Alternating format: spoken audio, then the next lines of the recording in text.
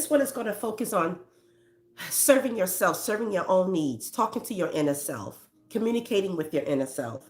These are going to be 5 strategies to teach you how to check in within yourself because we don't do that enough.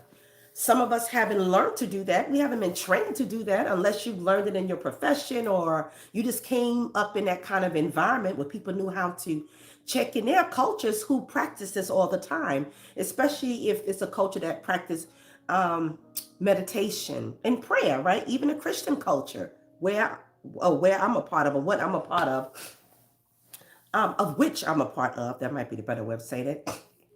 We learn how to meditate, how to pray. We learn how to meditate on scriptures, how to apply them, how to think about them, and all those things, and how to talk to God. But even in a Christian culture, we haven't always learned, not all of us, how to check in with ourselves and our human bodies that God created within our nature, within our mind, our spirit, our psyche, psychological, our everything. We haven't learned that. Some of us might have been taught that's kind of cuckoo, but then you realize, no, there's a such thing as self-talk therapy. Like it's actually really good for you to check in with yourself and to check in with your inner child. A lot of us are holding a lot of trauma because of our inner childhood traumatic experiences that we have encountered, and it is still impacting us to this day. And some of us don't even realize it. It is subconscious. Sometimes our reactions and behavior and responses come from or stem from that hurt child, those unresolved issues. And so I want to teach you how to check in within yourself. And this is something we need to just practice all of the time, even if you're not having anything going on per se or subconsciously. It's just a good practice. It's like a good grounding technique. It keeps you present. It teaches you how to show up for yourself, right? A lot of times many of us might not have people that showed up for us, right? To checked in with us. And then sometimes we expect other people to be able to see or check in with us, and we don't even know how to do it for ourselves. So these exercises will teach you how to start to begin communicating, how to learn to communicate within yourself, and that also teach you how to communicate with other people because now you're practicing addressing your own needs, whether it's spiritually, and then we could take that to God, but you could take anything to God, emotionally, psychologically, mentally. And so I want somebody to come in here, and so I can ask you if you can hear me talking, or if it's going to take too long, because I know this has been impulsive and I haven't been doing a lot of these live streams. I may have to go out and come back in just to listen and test it and see. Actually, I just had the awesome idea that let me go on my laptop and I can see right now if I'm doing something on there. Okay, let me go over here, guys. And if somebody come in, please tell me if you can hear me. Please, I need to know. I need to know. Let's see. I want to go live. I am live, but I'm looking for it on here. Live, live, live. Let's see. Let's see. Okay, this is going to take too long. Can you hear me? Somebody come on in. Okay, live broadcast. You're going to show me mine? Because I don't want to have to do all this typing. I want to get to it. I want to get to it because I'm telling you, I got to lay down, have some tea. I got some wonton soup over here. I got from the Chinese restaurant. And then I came back in, got myself together so I can look half decent before I come before you guys. And now, no, this is not upcoming live stream. This is my own channel. What's this here? No, that's not. It's not even popping up for me. I feel some kind of way on my own TV. Wow, look at all these live streams. Come on in, come on in. And this part, I'm going to save this video too if it comes out to be successful and upload it in the Get Your Life Back Academy. And so while I'm on here, I'm going to introduce myself to those of you who are new. My name is Cheryl Y. Howard. The Y stands for Yolanda, not Yolanda. I am a certified life purpose coach, a certified mental health professional, a certified, wellness certification in wellness coaching, emotional wellness. I'm a pastoral counselor. I'm also a minister and behavioral health specialist. So I've been in the field pretty much a good while. Since 2010, got my feet into the whole field of mental health and human services when I started my undergrad and human services that focus on children and families. And then my master's, before I got to the master's, my bachelor's degree, human services with a focus on marriage and the family. And then I got another master's. No, sorry. Then I got my first master's in human services, focusing on counseling. But I also did 2 years. In between that time, I did 2 years of master's clinical social work to study to become a clinical therapist. Um, and then I went back to school to get my master's in seminary while I focused on theological studies. And then currently, I'm enrolled in a doctoral program for pastoral counselor. And in between those degrees, I prepared myself for a certification in pastoral counseling through American Association of Christian Counselors. And yeah, and I also went to, I forget about this sometime. I did some schooling. Good Lord. I love learning, I guess, and I always wanted to feel equipped enough to help people and have a major impact aside from my own experiences of healing and overcoming my own trauma and childhood issues in life. I managed to attend the Bible Institute. Sorry, my church had a Bible Institute, and I studied the art of preaching, part one and part two, which was so awesome. And I got ordained and licensed and all of those good things. And I also went to cosmetology school. So there's a number of things that I did. So I'm licensed in that area as well. So yeah, I thank God that He has allowed me and blessed me and anointed me to have been able to accomplish things that I had dreamt of or dreamed of and desired with His green light giving me the go. That's what I did. Now I've been on here about 8 minutes. YouTube, I don't know what to feel about you because you have not shown, you got to show my video to people so people can pop up. Now let's see, this is a pop. All this time I could have typed in my whole name. And that's what I'm going to do right now, Cheryl. My daughter always tell me to speak into the thing. I don't know why I hate to do that. Cheryl Y. Howard, get your life back.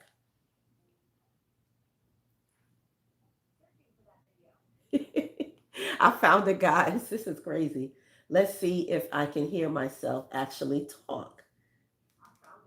Yes, it's talking. Okay, I just wanted to make sure. Okay, I wanted to make sure we're good. All right. So anyway, even you know what? Since you can hear me, and I'll just keep going, and people can pop in because again, I want to save this video and use it in the Get Your Life Back Academy. But I would love to know if you can hear me. Anybody who joins me right now, please give me the confirmation that you can hear me so I won't waste another hour like I did last night with a video that was silent. And I saw somebody popping in. They coming in and out, coming in and out. Okay, at least I can see how I look. All right, nighttime. It feels like it's 10 o'clock at night and it's only 8:19. Let's get into these strategies because you know what? For those of you who see the replay, this is going to be good because I'm going to have it up here for you. I want you to be blessed by this here. Let's learn 5 strategies of learning how to check in with our inner selves, which is mainly so important. These are going to help you learn how to slow down, learn how to regulate your nervous system, learn how to calm down your emotions, learn how to talk to yourselves in a healthy way before you try to talk to other people as well. And you see, I'm trying to overcome this cold, and all of a sudden a spirit of a cough wants to come up. And I'm going to keep going. Goodness gracious. So you're going to learn how to pause because we have to learn how to pause in life. I have to consciously tell myself to pause because number one, I talk fast, and I've learned that from my dad. He just was a fast talker, born in North Carolina. I'm born in New York. So yes, I got the New York in me, but I know I talk fast from my father. And so I have to consciously tell myself and be mindful, Cheryl, slow down. Make sure that people can hear you. And so even when I started preaching, I used to ask the congregation, y'all hear me? Y'all heard everything I said? Because I want to make sure you get in this thing. And it didn't allow me to feel stuck or inadequate or none of those things, you know. So that's the way I have overcome that, like not being so conscious about I talk fast. I don't know if people are going to understand me. Guess what? If they don't, you can ask them. Guess what? You can repeat yourself. What is the worst thing that can happen? That's some of the inner stuff I taught myself to overcome something like that. And so that's the kind of stuff we're going to get into tonight. This is you doing your work. This is you doing your work. So you may want to get a pen, you may want to get a pad or a pencil, crayon, something. Take out your notepad in your phone and write down some of these things that you feel like are going to really help you as you go forth and practice this. Everybody needs to improve their communication. And again, before you can have the best communication with other people, you have to learn how to communicate within yourself and address your own needs, those childhood traumas, those unmet needs that you longing for and you don't even realize it, but you project pain or on other people out of your anxiousness and your anxiety. And they come out on other people, whether you know it or not. And you expect other people to go over and beyond. And that's trying to heal you when you have to learn how to heal yourself. I wanted to show this pillow when I first came on, but it probably looks backwards. I had it in my therapist, my counseling office, where I used to work. Like you can scream here in the pillow. But anyway, okay. So body check-in. Number one, let's have a body check-in. Right? We have to know what's going on with inside our nervous system, within our bodies, because we carry stress. We carry trauma within our bodies. You know how we use the term your gut, that gut feeling, or something you feel in your gut don't feel right, or something is stirring up? Because the gut, the central nervous system, everything you feel right here, and it alarms you. It's like an alarm system, and it will let you know whether. And I'm not going to go into now about the nervous system, whether you're hypo or hyper and all that stuff, hyperarousal and hyperarousal. I'll get into that on another episode, but it teaches you about what stage you're in and how you're responding to stress, whether you're in fight or flight mode and all these other modes as a response to feeling uncomfortable, feeling stress, feeling fear. And when you get more in touch with yourself, you'll be able to know where you are, and applying these strategies will teach you how to regulate yourself. So you won't take flight when you shouldn't take flight. You learn how to stay in the moment. You learn how to cope. You learn how to cope with stress. You learn how to cope with conflict. These strategies are going to help you even in your relationships. That's why I say you have to learn it for yourself first, and you have to be the first partaker, and then you can practice it towards someone else as well. So let's talk about the body check-in, the nervous system awareness. And this is a prompt that you can say. So I'm going to give you these prompts. There's going to be a lot of prompts. So I want you to, like I said, if you need to record it with something. What is my body trying to tell me right now? What is my body trying to tell me right now? Now, sometimes that can be manifested in you feeling shaky, nervous. You're feeling a hot feeling on your head or your hand. Everyone's body responds differently when you're feeling stressed or worried or fear or happy or joyful. So don't always have to be anything negative or bad. I want to help you with those bad or negative emotions or unhealed places, but you can also feel a stirring up of excitement and joy. And sometimes you get that feeling of, I feel so happy right now. I don't even know what it is, but you feel it on the inside.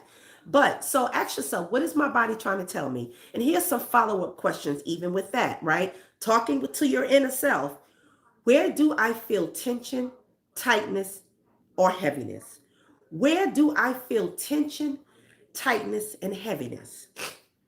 I know for me, for the longest time, when I became an adult, I realized that I was always a person who was tense with certain things. Even now, excuse me, that sounds horrible. Horrible. I am very mindful that sometimes when I'm in the car driving, when I hold on to the steering wheel, sometimes I'm holding on to it so extra tight. And I have to, first in my mind, I have to tell my mind and my body to release. Cheryl, relax, relax. So I tell myself to relax. And then my body responds, and I'll loosen up my hands and kind of take a breath, right? Pause, relax. And it's more tense now because I was recently in a bad car accident. Well, I say recently, but it was in 2021. It is now 2026, but sometimes it feels like yesterday. Sometimes if I'm feeling uncomfortable, if there's a lot of traffic going on and it's so busy, and I don't feel it all the time, sometimes I'm fine within all the traffic if there's a lot of, especially at an intersection. And then there's other times where I feel anxiety trying to come over me. And I'm like, this is what this feels like because I never battled with anxiety. We all can have moments of feeling anxious and anxiety, but some of us, that's a battle, right? People deal with anxiety all the time. So I know it was the mild PTSD symptoms that I was experiencing or that I do experience from time to time. And so I would take a deep breath. I take deep breaths in my nose, out my mouth. I'll do box breathing and I'll talk to myself and I'll ask myself those questions. And I can feel again, my hands are tightened up. And so I have to, in that moment, tell me to relax, relax, you're okay. And I may pray. So you may breathe, pause, pray, take a breath, all those things. Another follow up. Again, we're doing body check ins. Am I feeling calm? Am I feeling rushed? Am I feeling guarded? Or am I feeling overwhelmed? Ask yourself that.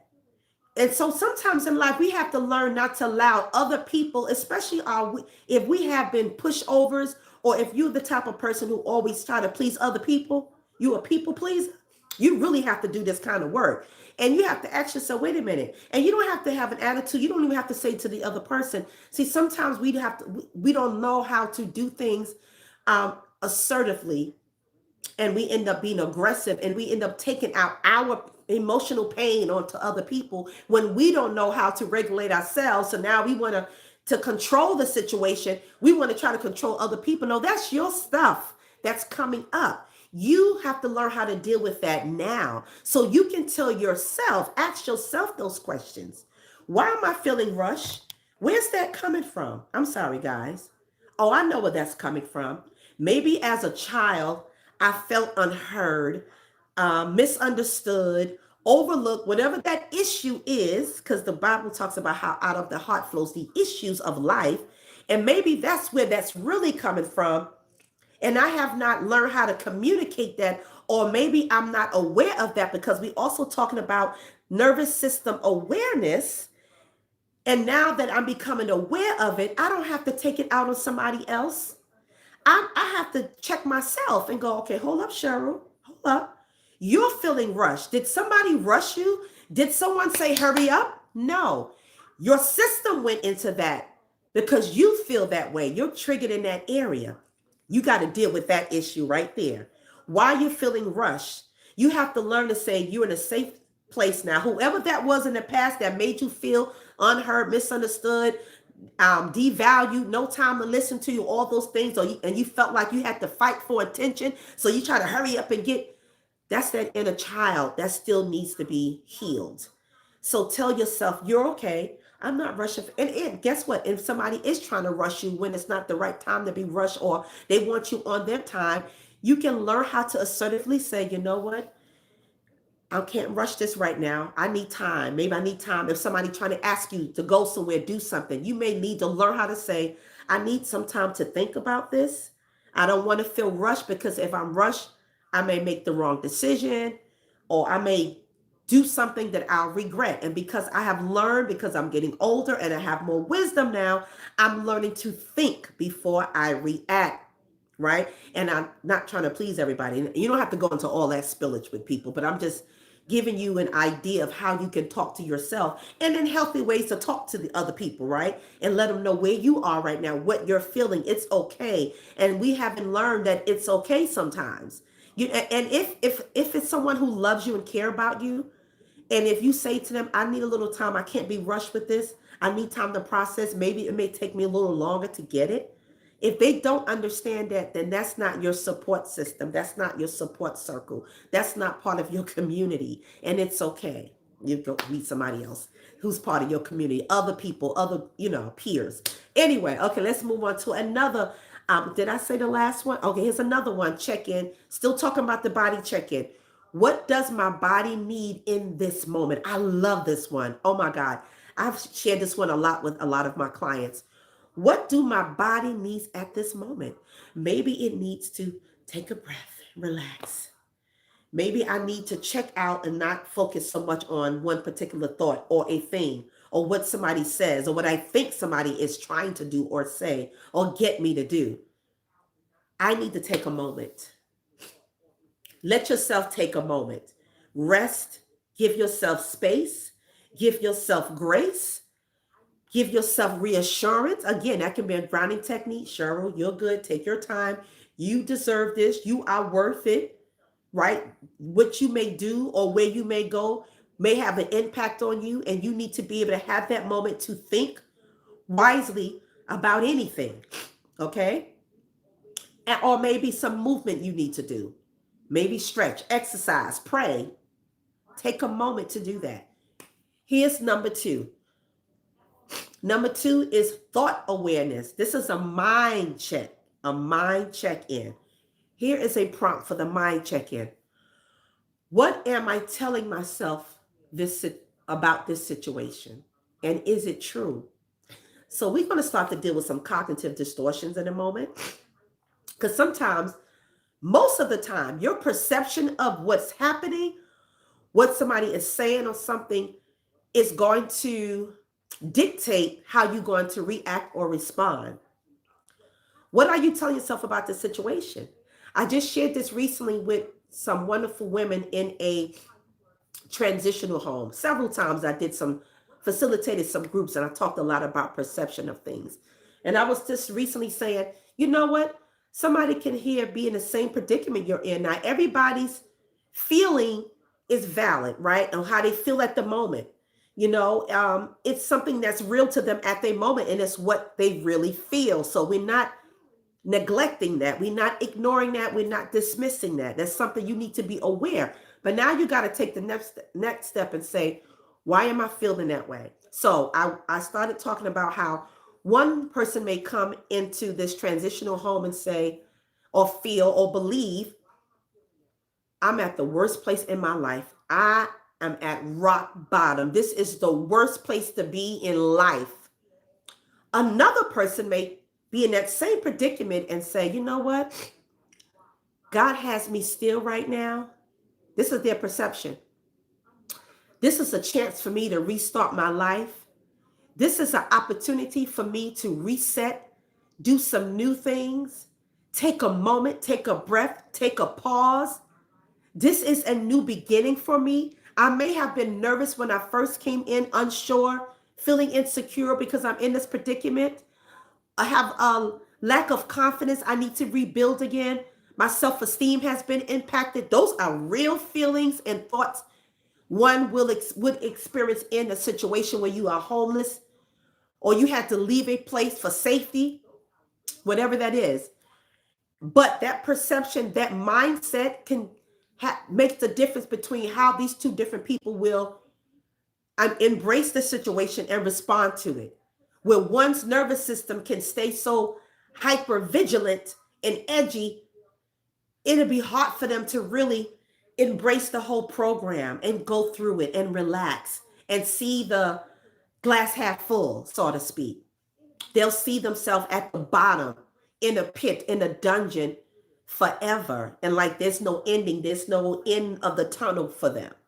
The other person with the optimistic mindset may see a new beginning or opening, the end of the tunnel, opportunity to take a breath. Now, we all have different journeys and experiences. Someone might have came out of abusive relationships. So for them, it may be, oh my God, I'm safe.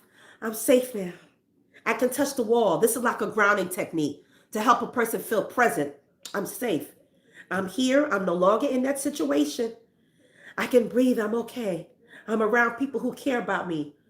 I'm around people who love me, who want to help me, who want to support me. And that's the difference right there. I'm going to have to make this a part two because this is good for someone. This is the work that I do with people right in my office or virtually as well. So we still with the thought awareness. Am I assuming rejection, disrespect, or abandonment? Again, with the faulty thinking or the cognitive distortion or being triggered, because of past issues. Excuse me, women, guys. I'm sorry. Oh, that was icky, right? I'm sorry. Stuff trying to, why stuff want to come out now while I'm up here trying to serve? Lord Jesus. Okay. I'm going to have to cut this out when I put it in the academy.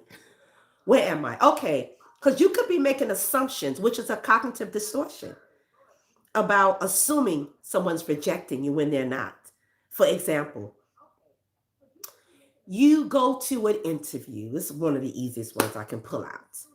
And you know you're qualified and you have the skill set, or you can have the opposite where you're unsure. Anyway, and because you're not chosen for the job, that may trigger you or trigger the inner child in you that feels rejected, unimportant, again, overlooked,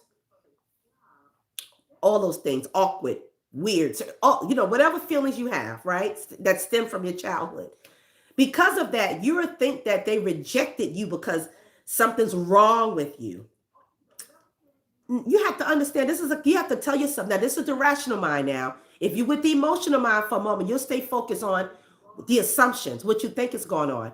But if you can regulate your nervous system enough to have some rational thought around this, you know what? An interview is a competition. A lot of people are looking for jobs. This is how you help yourself in the moment. So, of course, a lot of times people know what they're looking for, what type of person they're looking for. It's just like also like acting, like audition.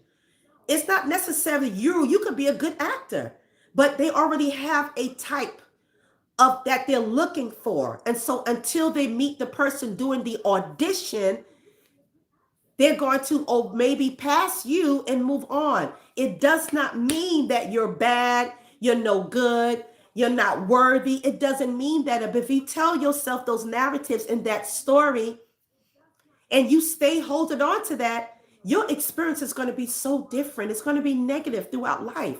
You're going to always think somebody is rejecting you, disrespecting you, or abandoning you. So if you have abandonment issues, that may be an area that you need to address. That's something you have to get work.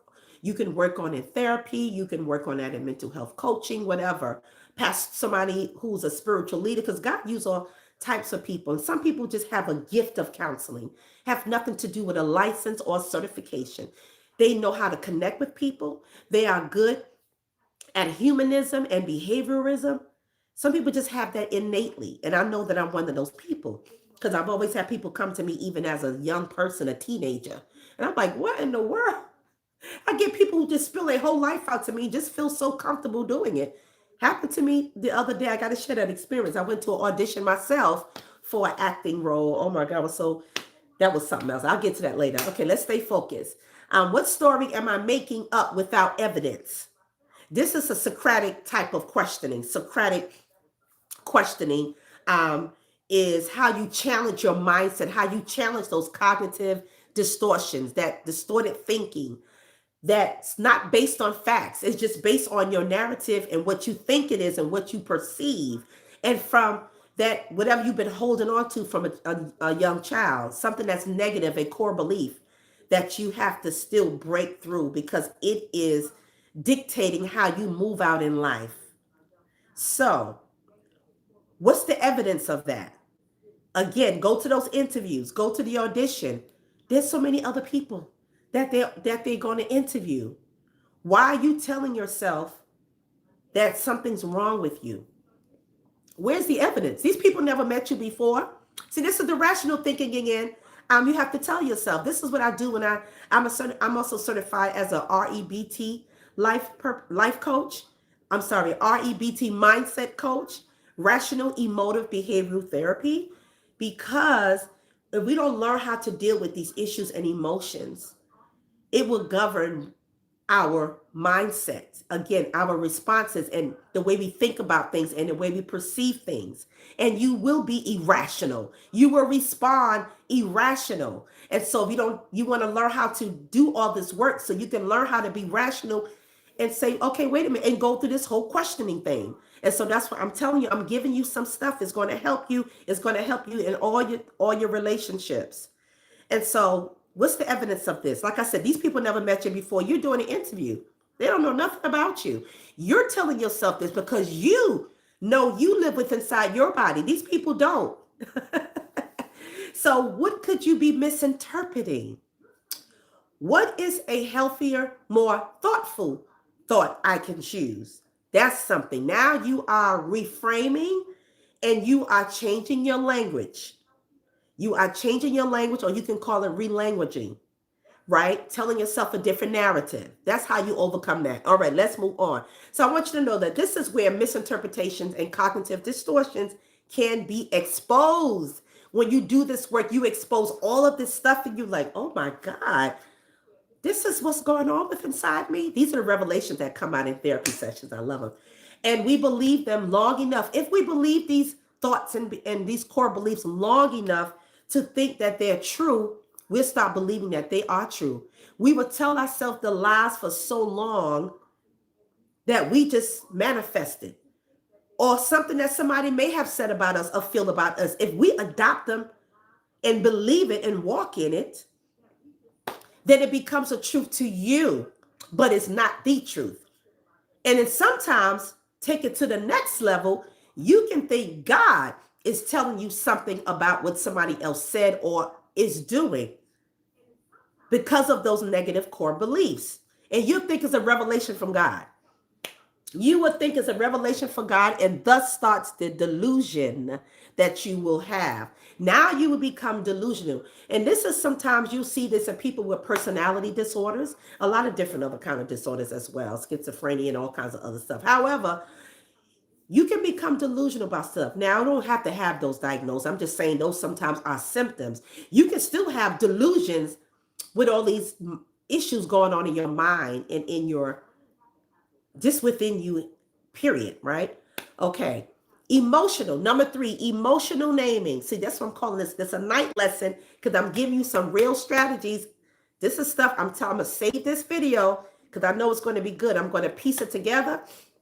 It is going to be in my academy unless I want to do it over, depending on how hoarse I sound. Goodness. Emotional naming. Feelings without judgment. Here's a prompt. What am I actually feeling beneath my reaction? What am I feeling beneath? What's behind this behavior, the way I acted or responded? What am I feeling?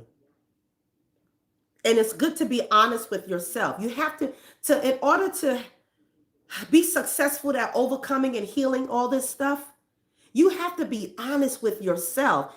People walk around in self-denial and they never get healed and they never grow because they walk in denial. They won't do the work, or they tell themselves, there's nothing wrong with me. I don't need this here.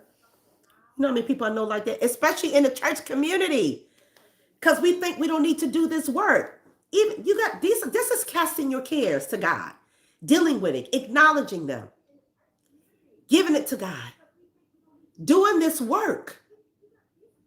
Don't neglect yourself. That's what you're doing. You're neglecting yourself, so you still walk around hurting and infecting other people because you don't want to do this work. So you can't be in denial. That is a big deception, right?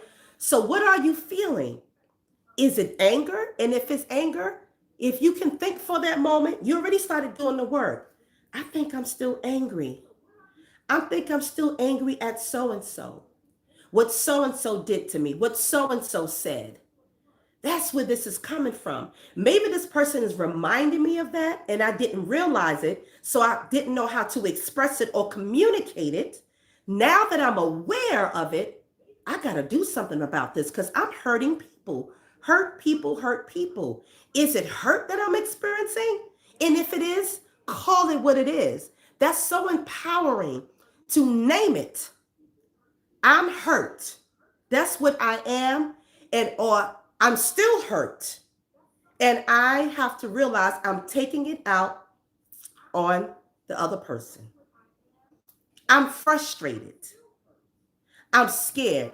I have this fear of you're going to treat me like somebody else treat me. I have a fear that you're going to leave me deep down inside. Because what happens again, if you don't acknowledge it, you can cause a person to leave you because You'll start sabotaging the relationship unknowingly. I'm talking real stuff. People battle with this all the time. I'm trying to tell you, I'm trying to help somebody today. You getting real help within real time. This is like your mental health coaching, therapeutic session, whatever you want to call it. If this here applies to some area in your life or somebody you know, and you know what? This is helping me to understand that person. Or or I'm going to share this with somebody I know who needs to hear all of this because they're not going to get therapy. They're not going to counseling. They don't want to talk to a life coach who specializes in behavioral health or mental health or trauma informed care, which I'm trained in. This is why I love teaching this stuff. And I'll have a disclaimer at the end of the video that this is not official therapy session, anything like this. I'm not a licensed therapist. I am a certified with a counseling board of Virginia as a certified mental health professional. And I work in the day doing therapeutic sessions with clients under the leadership of a licensed clinician. Okay, so I just want to put that as a disclaimer. But I've learned the work. I've studied the majority of the same work. Like I said, I have 2 years of master's in clinical social work, right? And I have studied a whole year of human services counseling, and there's a whole lot of stuff. Anyway, I just want to put that out there again. So I know what I'm talking about through education, but also because I've done this work. I have my own childhood issues when I had to deal with. A lot of that too. I got a lot of this revelation when I went to school to learn a lot of these things. I had a lot of aha moments like, that's why I respond that way. That's exactly what I'm feeling. Oh my God, I have so much revelations. Oh Lord. And I have friends and colleagues who are psychologists and therapists. And I had the opportunities over the years and still do to work things out. Just like there's a saying, a therapist needs a therapist, a coach needs a coach. You need somebody you can go to. Even if you are a spiritual leader, it's good to have someone you can consult. You can talk to about things. We don't know all things, and then we've gone through our own stuff. We need a safe space as well. All right, let's jump back in here. So, understand what the feelings underneath the reaction is. Is it disappointment? You feel disappointed. I said that not too long ago. I am disappointed. Because I was able to name what it is. Because I'll sit for a moment. Of course, I practice this because I help other people practice it. So I have to practice what I preach, right? And so I said, you know what? This feeling is one of disappointment. I really thought something different. And that's what it was. And I named it. Or is it feeling unseen? I feel unseen in this moment. That's why I'm upset at this meeting, right? You could be in a meeting. It could be at work. And you may feel like because you had something you wanted to say and you didn't get a chance to say it, it may take you back to that inner child who still feels unseen, unheard, devalued. You get what I'm saying? But it's up to you to realize, okay, wait a minute. Nobody actually said that they don't value what I said. I'm perceiving that based on my own life experience with other people and situations, but it doesn't mean I'm correct in that feeling or thought. Because nobody actually said that. I don't have any evidence to even prove that. So I have to work within myself and go, no, you know what that is? I'm feeling unseen because maybe I have been unseen for a long time and I felt like people didn't really want to hear what I had to say. And I'm feeling the same way in this moment. That's what it is. Now you have the revelation of the emotional feeling beneath your reaction. Maybe that reaction in the meeting was you shut down. And now maybe somebody may ask you at the end of the meeting, Cheryl, you have anything you like to input? No, I'm good. Because now you already told yourself the narrative. It doesn't matter what you say. They don't even want it. That's why they're calling you last. So now you're having this negative thought process in your head and you're stuck on that. They're not, but that's what you told yourself. I know somebody see themselves in some of these things, examples that I'm giving. Here's a good scripture that I love. A lot of you know this, James 1:19. Be quick to listen, slow to speak, slow to anger. Be quick to hear, to listen first. Now, we're doing the inner work. So listen to these inner thoughts and feelings, right? You take in the moment, and also listen to what somebody is actually saying, not what you think they're saying or not what you think their intent is. Because you're looking at it through a trauma lens that has to be healed. So now you can have a clear, rational view, and you have clarity and all these things now. Now you've done the work. You're doing the work. So now you're training yourself to think differently. And because you're changing your language and doing all the reframing and all the things I mentioned before, you will hear differently. You will hear what is truth, not what is your truth based on stuff that's not true, right? So, and you'll be slow to speak, so slow to react, okay? Slow to anger. James 1 and 19. Number 4, we almost coming to the last one. It's only 5. Okay.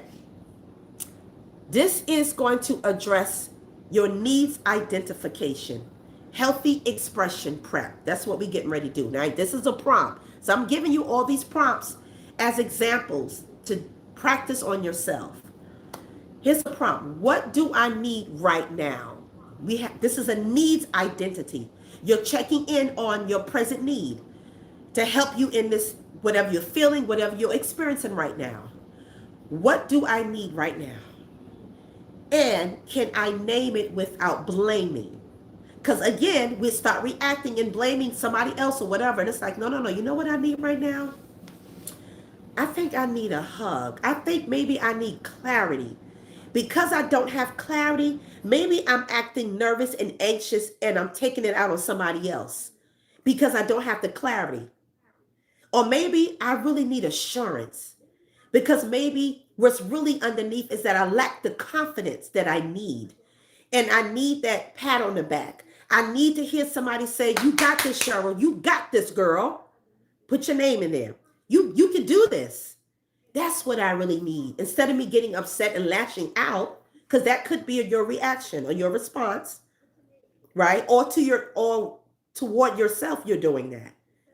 But you take the moment and go, no, this is an unmet need that I have. That's what this is. And I think in this moment, I need some assurance. Instead of me trying to back out, they offer me the position. Now I'm scared. So think about it. Remember I talked about that interview scenario? So flip it. Say you did do an interview, you did well, they like you. Now you're going through some identity crisis or imposter syndrome, and you're going down a downward spiral. It's almost like you're talking yourself out of it. You telling yourself all the reasons why you can't do this thing. When they told you, we think you are qualified, you're the person we've been looking for, and we are so happy to offer you this position. Now you have to take yourself off the ledge. Oh my gosh. But what you really need is the assurance. What you really need is some encouragement. So once you realize this is what you need, or maybe, yeah, let's go there first.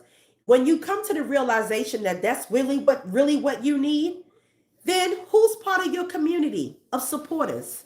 Because maybe you can call up a friend or a family member or that spiritual advisor, maybe your pastor, maybe your good auntie, maybe your parents, maybe one of your siblings, maybe your loved one, your significant other, just your therapist, your life coach, whoever. And you just need that extra assurance. That's all. We all need that from time to time. We all have moments of uncertainty, right? Or being unsure of things. I know I many times. And I have a community of people that I will call, let them know what's happening. And they just go, Cheryl, girl, you've been doing this. Remember you did A, B, C, and D? They can take you back and give you some examples. And you're like, I did, you're right. I did do that. So just bring this in and just do A, B, C, and D. And you got this. And guess what? You can ask questions. Hello. If you don't know something, ask somebody. Tell your supervisor, I know I can do this here. And if there's areas I feel like I'm not sure of, would I be able to ask you? That's something you can ask in the interview. Hello, I've done it for real. When I had the question asked to me, what would you need from us so you can be successful in this role? One of the things I said was, being able to have a staff of co-workers or my supervisors who are accessible, um, and they're able to be supportive. That if I'm unsure about something, I can bring something to their attention. And when they have the time, they're able to help me because I feel like it takes a team. I said, this is a team mindset. And I have learned, they love that. They like, that's exactly what we are here. We believe in a team approach. Perfect answer. I got that job. So I'm just stuff I'm practicing myself. Okay. So this is a needs identification. Another thing you can say, I need time to process. Maybe you feel overwhelmed. That's the real feeling, right? Beneath the reaction, you really feel overwhelmed, but you don't want to sabotage and make the wrong decision. This could be a relationship you sabotage. You could sabotage if you don't do some of this work here. An opportunity that you're about to sabotage if you don't do any of this work. So take a moment, take a breath, pause, pray, all of the things, and say, I need to process this right now because I don't want to react in a moment. I don't want to make a decision based on how I'm feeling. I don't want to make an emotional decision, especially if you had to have the tendency to do that. Then you really need to tell yourself now, self, you know how you always go off on a tangent. You don't even have all the facts and evidence. You just assume this. You told yourself this, and you just like you want to hold on to this belief. And you don't want to do that anymore. You want to break the cycle. We are breaking things. This is why part of my tagline of what I do is helping you break through barriers so you can propel into your purpose. You are breaking some things because you want to break up these negative patterns that keep holding you back and making you feel stuck. That's what we're doing tonight as well. We're becoming unstuck in our minds. So these are the things you tell yourself that you need to do. These are the personal prompts that you give yourself. And the last one for this area of needs identification, before we get to the last one, I need to feel respected. So maybe that's something you need. Hold on. Maybe that's something you need to tell yourself. And maybe that's something you need to tell someone if they really disrespected you. Again, we're dealing with this cognitive belief stuff. So if what they did was actually a disrespect, go back to that meeting. Say you did want to make a point and you made a point and they go, what? That was disrespect. Say it's, let me give you another one. Say it's at the end of the meeting, right? All hearts and minds are clear. Nobody else have nothing to say. And you for a moment have an epiphany, or you decide, okay, I got to get this out. You getting brave and you getting courageous enough to say what you want to say. And they feel like somebody says, the facilitator says, oh, child, it's too late, honey. You should have said that alone. But really, it was sarcastic. It was demeaning, whatever, or dismissive. Like, child, put your hand down. We're going to do that's disrespectful. So in that moment, you may have to learn to say, or after the meeting is over, pull them to the side. And before you pull them to the side, you're regulating yourself. You're taking a breath, you're pausing, and you kind of thinking in your mind how you want to say this to this person, because you are taking into consideration your role, your job, all these things real quickly. You're praying, okay, God, season my tongue with grace. Help me to express to this person how I'm feeling, because I don't want to hold this in like I've done in the past, because it's just going to make me more upset. And then I'm going to become explosive at some point, and it's going to be too late. I'm going to go to the end of no return. I don't want to do that. So you can do all of that and then have that moment to say, I felt disrespected when you said A, B, C, and D. Now, going back to what I said before, this may be something you need to tell yourself. You need to respect yourself. Respect yourself enough to speak up for yourself. Let's go on to the last one right here, the fifth one. Now we're going to deal with the inner child, the inner wound. This is going to be an inner wound conversation, an inner wound prompts to heal these places. Here's the first prompt. What does the younger version of me need to hear right now? What does the younger version of me need to hear right now? And it could be some of the things I just mentioned as well, right? Maybe that inner child, You still feel hurt. You still have an open wound because you've been abandoned. You may have really gone through some abandonment, some rejection, some abuse, some order, all of those things. And what you may need is some reassurance, that inner child, you can do this. You can grow up and live a healthy, emotional life. You can have great relationships. You don't have to have the same type of dysfunctional relationship you grew up with, seeing your parents having. You don't have to have that. You don't have to be unhealthy.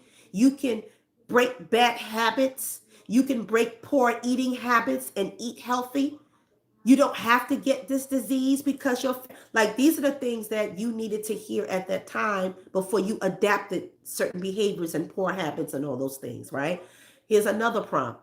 What part of me feels rejected, ignored, abandoned, disrespected, or overlooked?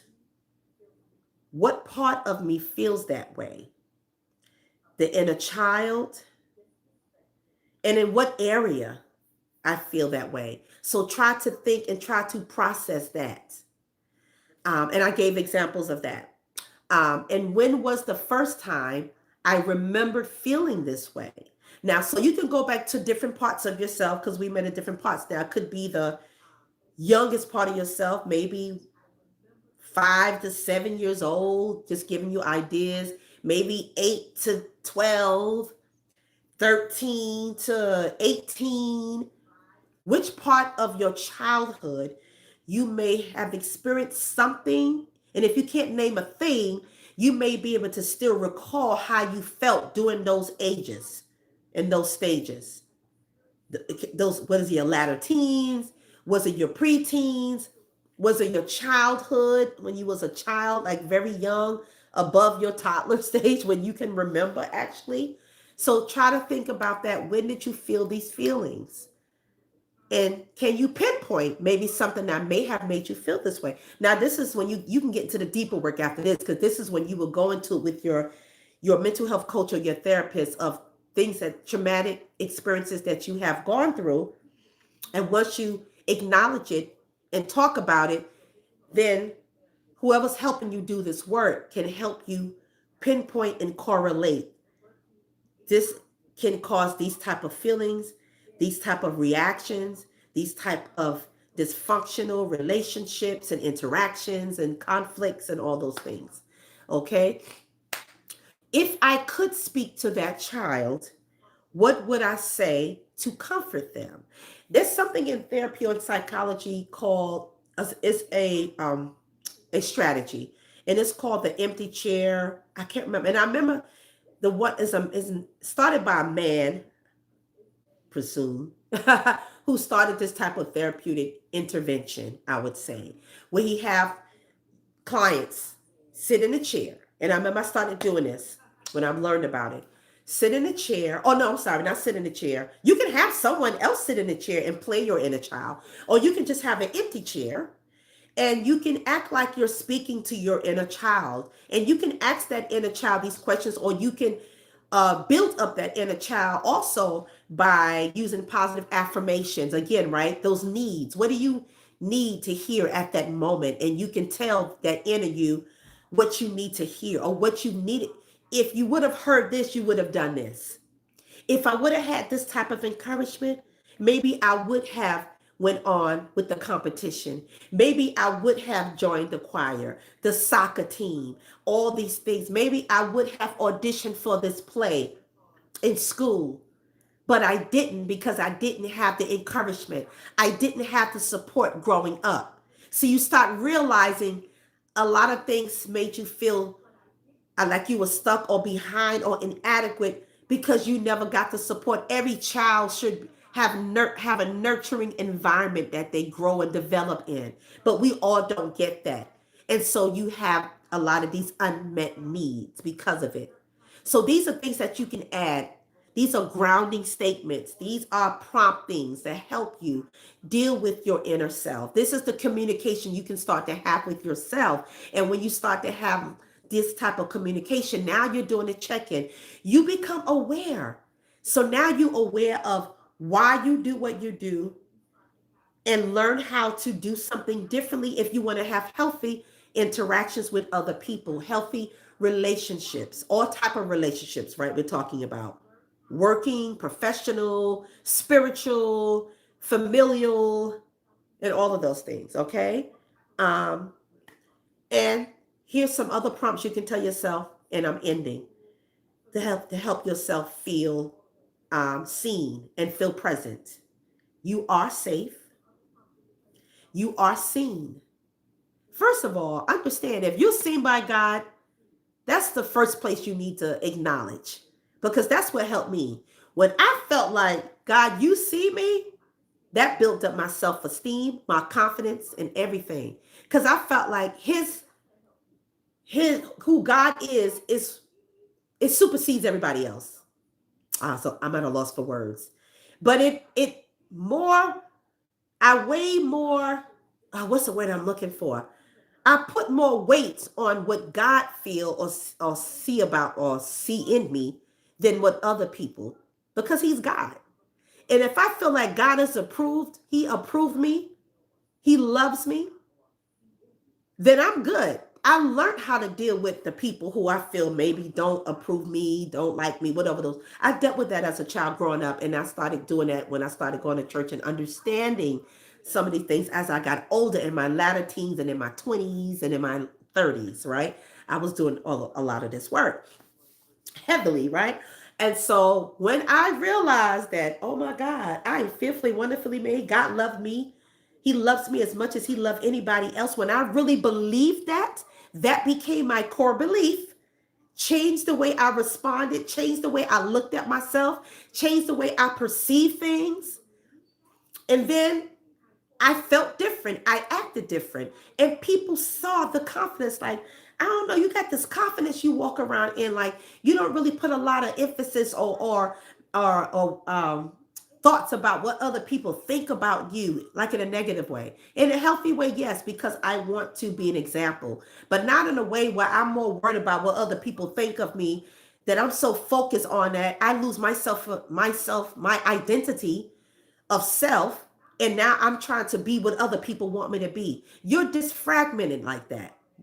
Part of you are all over the place. Some of you may feel like that, dismembered, right? Inside, disheveled, because you don't know who you are. Are you still trying to be all things to all people in a negative, unhealthy way? I'm trying to help you to undo that. That's what this is all about. You are not too much. Tell yourself that. You may feel like I'm too much. No, maybe for a certain type of people or group, to them, their perception may be you are too much. Maybe for them. But that doesn't mean that you need to change yourself. Those are not your people. Your people will see you and love that part of you. They see the value in it. Even sometimes if you need to turn stuff down.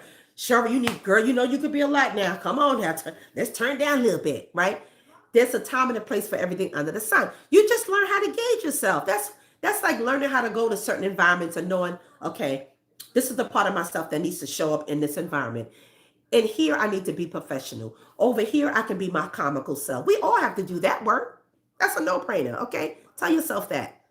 So you'll find your people who feel like they love that, well, somebody else may think it's too much. That could be in a relationship. Maybe you with this person, and you're dating this person who feel like, yeah, you too spiritual for me, or you too this, or you too comical, or all of this stuff. But then you meet the person who like think that, oh my God, that is the most valuable thing they see in you. Like that is it for them. They fall in love with that part of you. That's your person.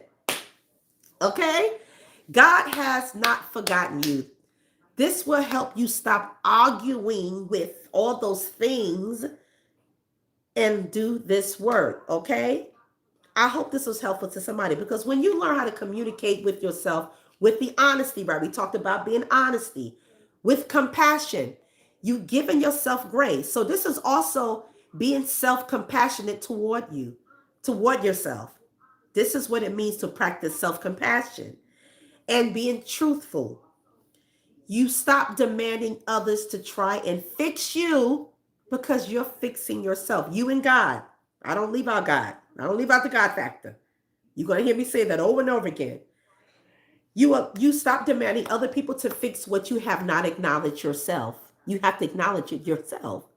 You want somebody else to be a certain way, so you feel like if you do this, I can do that. No, no, no. You do it yourself. Healthy talk always starts from the inside. Healthy talk always starts from the inside. That's why I'm naming my upcoming challenge Healthy Talk. I told you I changed the name, so I got to remind myself. Healthy Talk and Helpful Thought Communication Challenge. Healthy thought, healthy talk and healthy or helpful thought. I think I had healthy for both, but it's coming up soon. And it's probably going to be the latter part of January or early February because I'm trying to just kind of design it and map it out.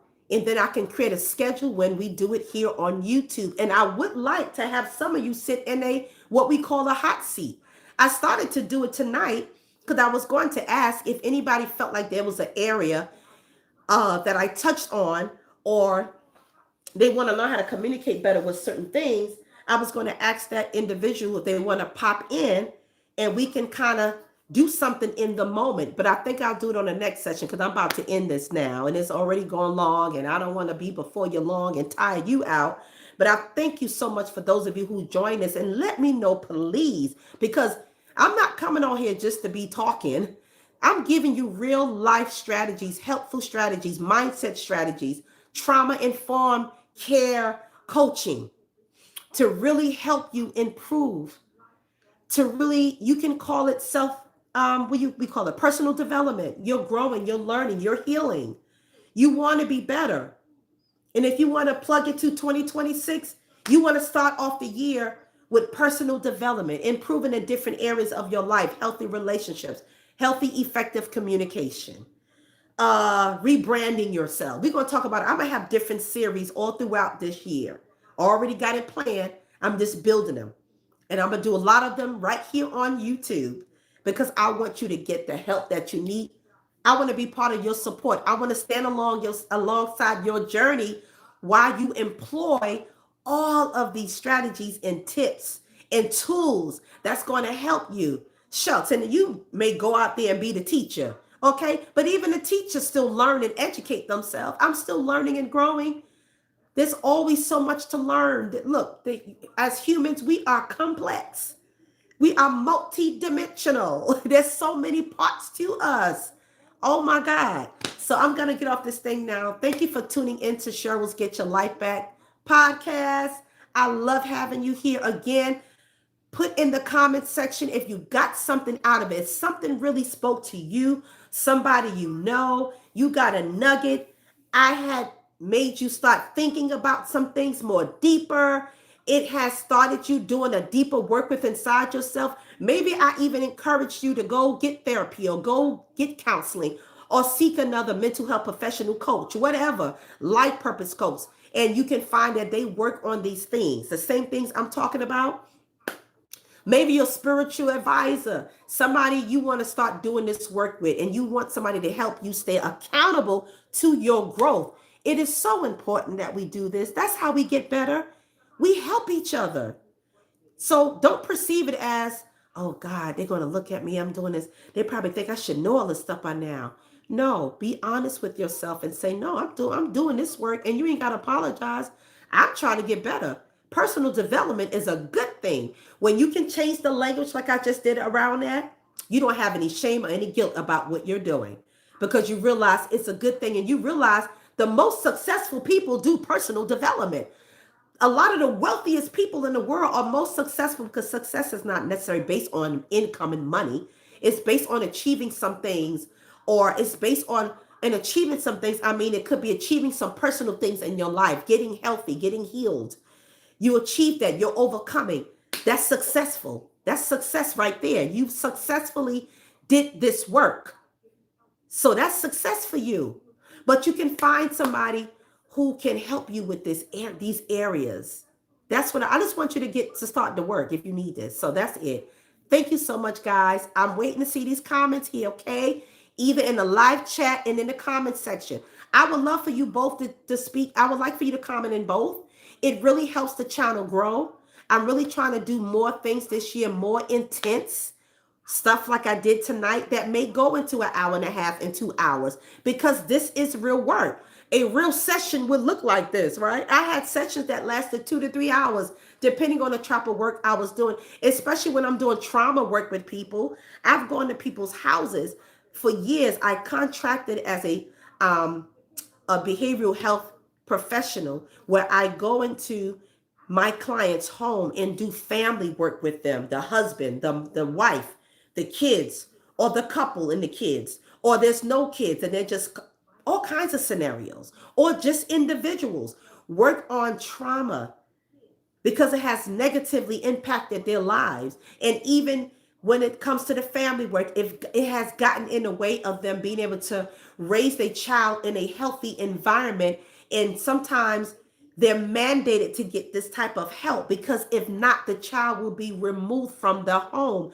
I had to go in and do this hard stuff with them on a weekly basis, not monthly, weekly. And when I say weekly, sometimes I've gone into homes 2 to 3 times a week, because sometimes they're at that particular they're in that type of situation where if they don't get this work done real soon, they can lose their family, they can lose their children. That's very critical. That's what I was looking for.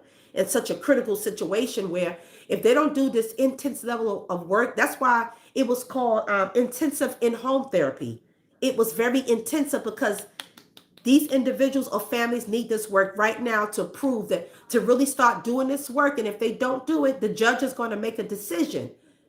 So it was like, now it doesn't mean that they always did it, but I'm saying that was where they were. So sometimes it was mandated. So yeah, I had to learn a lot of this stuff. And I learned, and a lot of things that, of course, we learn as professionals, mental health professionals, from working with our clients. We're human beings. So a lot of this work, or part of my education, has been trying a lot of these strategies and knowing that some things work for some people and what don't work for some people. I'll learn about the people I'm working with and come back with more strategies. So there's no one way of helping everybody.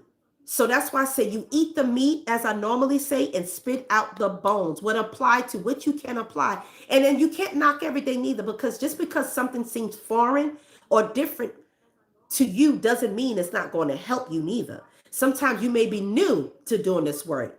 People a lot of times are apprehensive and nervous about getting coaching and therapy and counseling, because it's going to cause you to dig deep, and it can be uncomfortable at first. But when you have come to the point where you're saying, I'm tired of this, I want to break up this pattern because this is not helping me, it's not serving me, and I can see things in my life that have not worked out because of my behavior or my thought process or my unhealthy thinking or my unhelpful talk, that's why I'm having this challenge. So it's deeper than communication, but I just wanted to give you, this is a kickoff. I wanted you to see where we're going to be going. Okay. All right. I'm really going now. I love you all so much. Don't forget to like, subscribe, comment. I need it. This is where I was going to say, the more you like and you interact and you comment on my videos, the more YouTube realize that this is some valuable content that many other people need to see.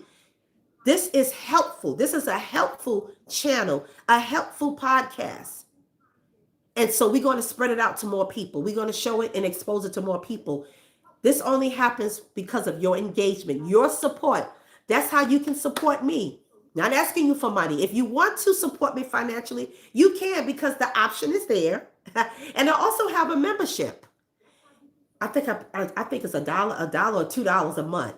I don't even know. I made it and I forget to even mention it sometime.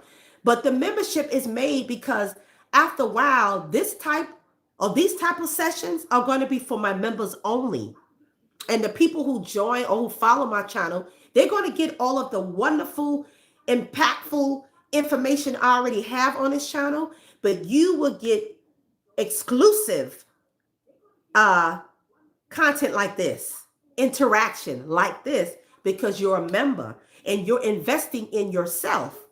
And I am here to help you. Do that. But it'll help me to be able to do this kind of work and serve, right? Okay. Love you much. See you next time.